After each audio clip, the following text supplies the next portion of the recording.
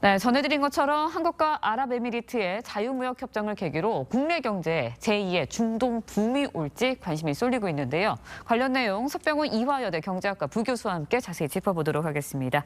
안녕하세요. 안녕하십니까? 네, 안녕하세요. 네, 한국이 이제 개별 중도국과 처음으로 맺는 자유무역 협정이라고 합니다. 의미가 큰 건가요? 예, 그렇습니다. 이번에 아랍에미리트와 맺은 포괄적 경제 동반자 협정은요. 예. 관세 인하를 통해서 상품과 서비스 시장을 개방할 뿐만 아니라 에너지부터 첨단 산업까지 다양한 분야에서 협력과 교류를 강화하는 것을 추가한 자유무역 협정입니다. 그리고 무엇보다도 전략적 협력의 중요성이 큰 아랍에미리트와 맺은 것이 상당한 의의를 가지고 있다고 보고 있습니다. 아랍에미리트 같은 경우는요. 작년 기준으로 한국의 14번째 교역국가이자 중동에서 사우디아라비아에 이은 2위의 교역국입니다. 그리고 사우디, 미국에 이은 3번째 원유 도입국이기 때문에 우리나라에게 매우 중요한 나라로 꼽히는데요.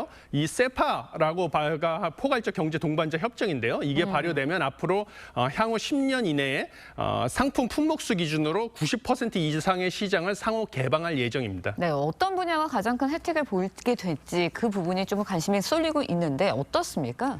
예, 이번에 아랍에미리트가요. 자동차, 무기, 가전제품, 농축수산물 시장을 개방할 예정인데요. 무엇보다도 가장 큰 수혜를 볼 것은 자동차 산업 부문이라고 볼 수 있겠습니다. 현재 5% 관세가 적용되고 있는데요. 0.5%포인트씩 최장 10년에 걸쳐서 단계적으로 관세를 없앨 예정입니다.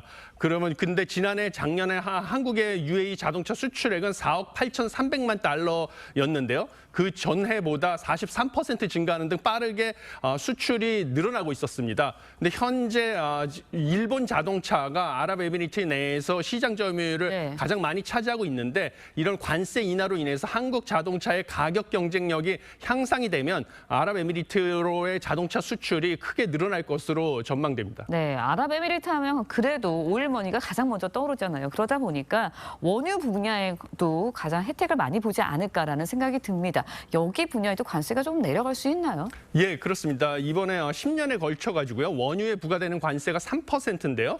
이것을 10년에 걸쳐서 단계적으로 철폐할 예정입니다. 그러다 보니까 이번 협정에 따라서 안정적인 원유 공급원을 우리가 확보할 수 있고요.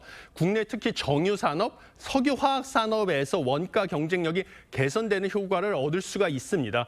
그리고 여기에 우리가 현재 400만 배럴 수준의 양국 간 공동 원유 비축분을 갖다가 2배로 확대하는 것을 논의하기 위한 MOU도 체결을 했거든요. 예. 그래서 에너지 안보 측면에서도 원유 공급원을 안정적으로 확보할 방안이 마련이 되기 때문에 크게 향상이 될 것이다. 에너지 안보가라고 기대하고 있습니다. 네, 국방 방산 분야 협력 논의도 좀 눈에 띕니다. 이 분야도 좀 협력이 강화될 수 있나요? 예, 저도 그럴 가능성 크다고 보고 있습니다. 왜냐하면 아랍에미리트는 이미 2022년에요. 중거리 지대공 유도 무기 체계하고 천궁2라고 해서 다기능 레이더 수입 계약을 맺은 경험이 있습니다. 그래서 우리나라 방산 산업의 우수성을 이미 알고 있고요. 네. 이번 방안에서도요. 현재 우리가 개발하고 있는 초음속 전투기 KF-21에 관심을 보여가지고 이것이 전력화되면 아랍에미리트가 구매할 가능성이 있고요. 그다음에 국산 경공격기인 FA-50 수출이 이루어질 가능성도 있다고 보고 있습니다.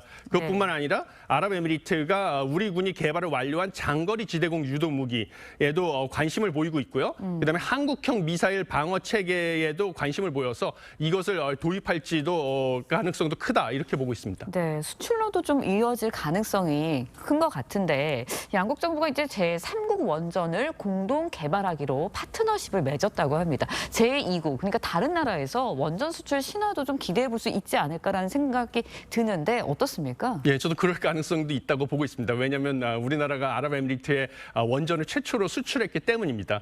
이미 바라카 원전을 갖다가 성공적으로 건설한 경험을 가지고 있습니다. 우리나라의 그런 경험하고요. 그다음에 아랍에미리트의 자금력과 네트워크를 결합을 하면 사우디아라비아 등 아랍권의 제3국으로 내에서도 원전을 추가로 수출할 수 있을 가능성이 크다라고 보고 있습니다. 그래서 이번에 아랍에미리트 원자력 공사하고 아부다비 국영 석유공사와 제3국 원전 공동 진출 협력 등에 관한 6건의 MOU를 체결을 했는데요. 네. 이번 아랍에미리트 대통령 국빈 방안에서 양국이 이미 아랍에미리트에서도 예. 후속 원전 건설을 계획이 있거든요. 그런 것에 대해서 협력 방안도 논의를 한 것으로 알려져 있습니다. 네, 그런가 하면요.